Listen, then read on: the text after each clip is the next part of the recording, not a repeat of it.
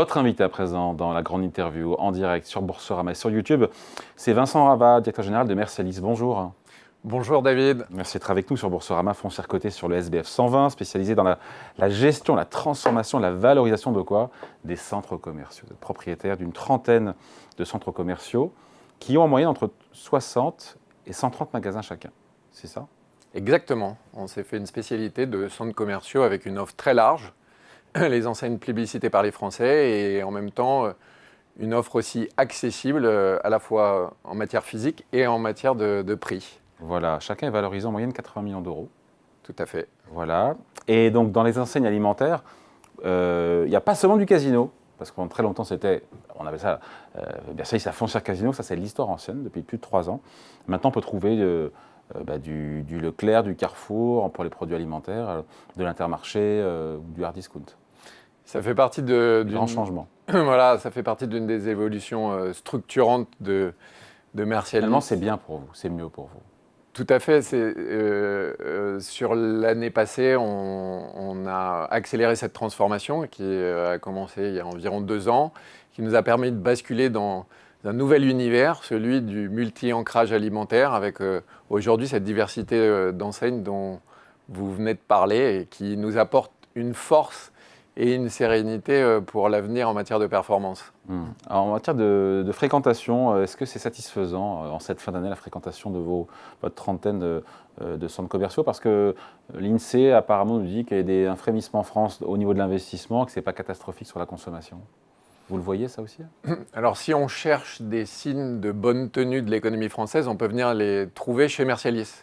Puisque effectivement, on finit cette année en grande forme.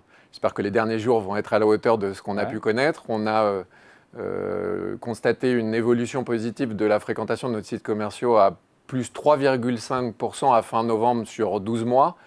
Donc on n'est pas du tout dans la retenue ou... Ça, c'est la fréquentation, c'est un très bon indicateur. Exactement. Et après, les indicateurs d'achat? Au niveau de l'achat, la dernière donnée qu'on a publiée, c'était une augmentation de la consommation en chiffre d'affaires de plus de 2,5%. Donc on voit qu'on est sur un différentiel faible, mais avec une évolution très positive de cette dynamique de consommation. Dynamique aussi sur la stratégie de Mercialis, parce que maintenant vous vous concentrez, alors j'ai découvert ça en préparant l'émission, sur une classe d'actifs que vous appelez le shopping park. Shopping park, c'est à mi-chemin entre le centre commercial et le retail park. Shopping center, centre commercial, je comprends. Retail park, c'est quoi du retail park? Expliquez-moi ce concept de shopping park.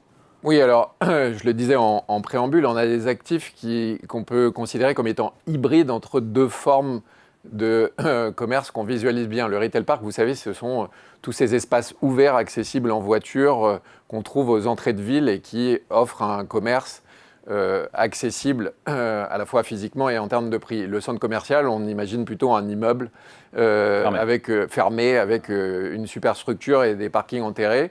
Ben en fait, il existe en France, et c'est les actifs sur lesquels on s'est concentré, des actifs qui sont intermédiaires, c'est-à-dire qui proposent une grande profondeur d'offres avec les enseignes plébiscitées par les Français, qui proposent une accessibilité prix, un coût de fonctionnement limité, et ce coût de fonctionnement limité permet aux enseignes d'avoir une force de proposition qui soit plus intéressante pour les consommateurs.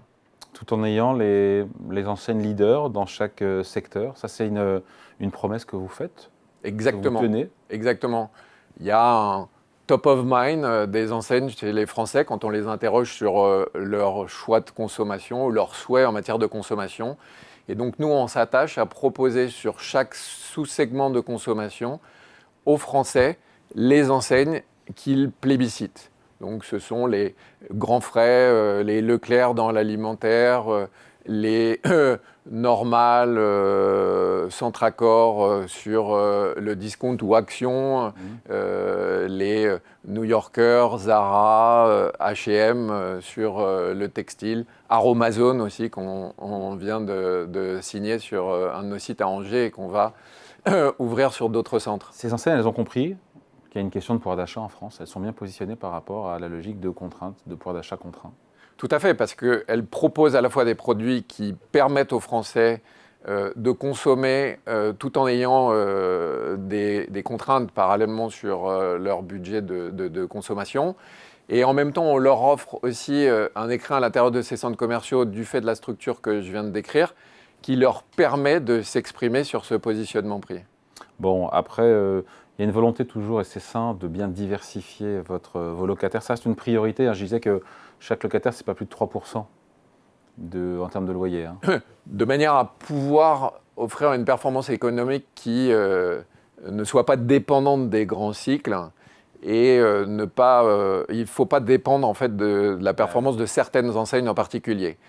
On n'est jamais sûr de la possibilité pour une enseigne de rencontrer des difficultés sur des périodes très longues qui sont les périodes de l'immobilier.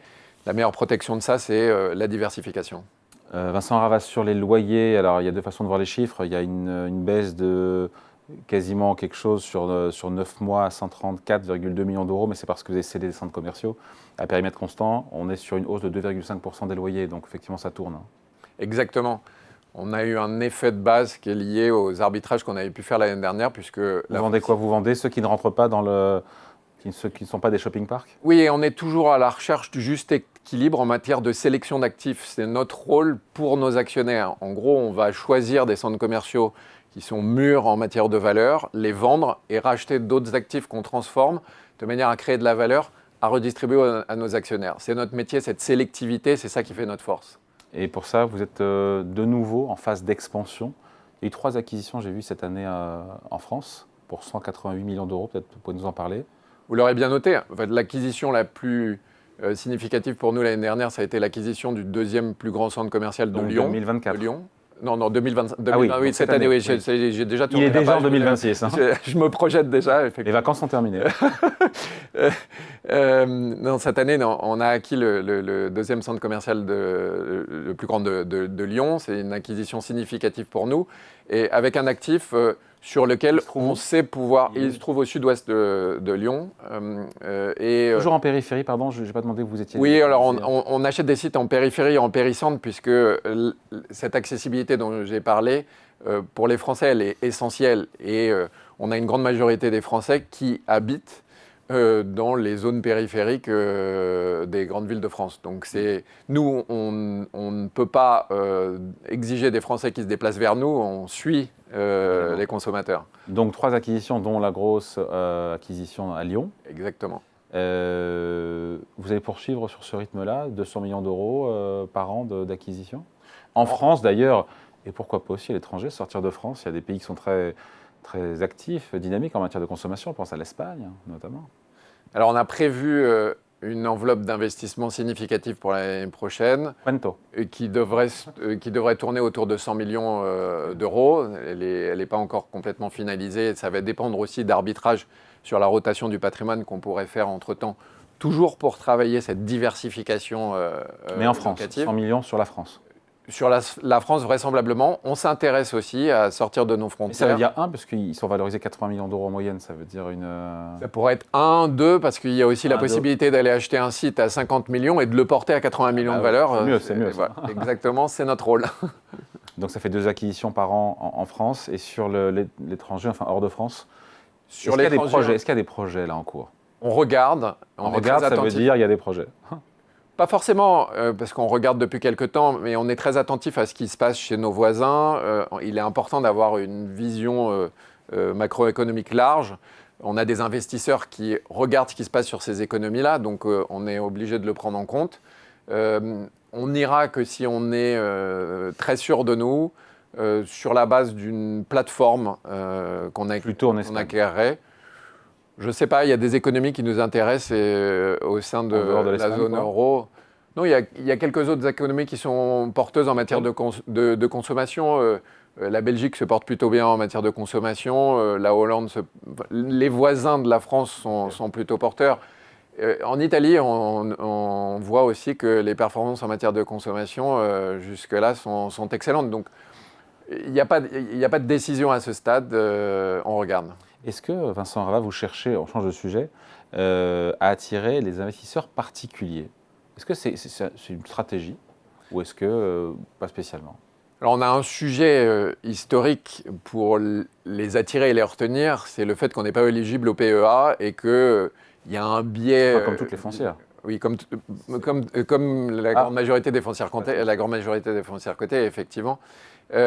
Et donc, il y a une préférence pour les Français d'utiliser ce support en matière d'investissement, avec un calcul qui ne fait pas toujours le différentiel entre la part nette et la part brute de rendement. C'est vrai que si on regarde notre rendement propre, celui dont vous parliez, 10,2% en moyenne sur les 3 dernières années, on le net de la fiscalité, donc le PFU à 30%, taxe, on arrive à 7% de rendement moyen, c'est à peu près 4 net d'impôt, c'est à peu près 4,5% au-dessus du rendement moyen des sociétés du SBF 120 éligibles au PEA. Donc il y a clairement un intérêt pour les Français et les épargnants à investir chez nous. Le rendement sur 10 ans Sur 10 ans, c'est une période un peu trop longue. Nous, on suit plutôt sur 5 ans en moyenne. Sur 5 ans, on doit être en rendement total à peu près 20% en moyenne par an, en rendement total. En lien avec le dividende. Et 10 en lien avec l'évolution du cours de l'action sur les 5 dernières années. Être actionnaire de Mercialys a rapporté 20% par an. Exactement. Waouh, là, effectivement, ça donne un petit peu envie. Donc, je reviens à ma question. Donc, oui, il y a une volonté d'avoir des actionnaires individuels. Tout à fait. Et on a beaucoup d'actionnaires institutionnels qui voient la valeur et l'intérêt de détenir des actions Mercialys. On pense que dans un contexte où les Français épargnent beaucoup en ce moment, il y a un intérêt pour eux à regarder la possibilité d'un investissement en titre Mercialys. Ça fait un patrimoine de combien en tout, immobilier ? À peu près 3 milliards. En propre, et puis on a un petit milliard en plus en gestion. Voilà, et la boîte est capitalisée autour de 1 milliard d'euros. Exactement. Donc, moi, je regardais le cours de l'action, globalement, mais je l'ai regardé sur un an ou deux, il tourne autour de 10 euros, quoi, en gros. Donc, ça tourne autour de 10 euros. On est très influencé, on fait partie de l'indice SBF 120, très influencé par des théories d'investissement macroéconomiques. Les taux sont remontés, il y a des incertitudes sur l'économie française, des incertitudes sur la politique française, etc. Voilà, c'est vrai qu'il y a une projection qui est un peu négative sur le tout, alors qu'en fait, si vous regardez la performance historique et ce que je vous indique de l'avenir, on offre plutôt à la fois sérénité sur notre capacité à délivrer de la performance et un rendement élevé. Rendement et sérénité. Rendement et sérénité, exactement. Allez, merci à vous. Vincent Ravad, donc le directeur général de Mercialys, invité de la grande interview en direct sur Boursorama et sur YouTube. Merci à vous, à bientôt. Merci David.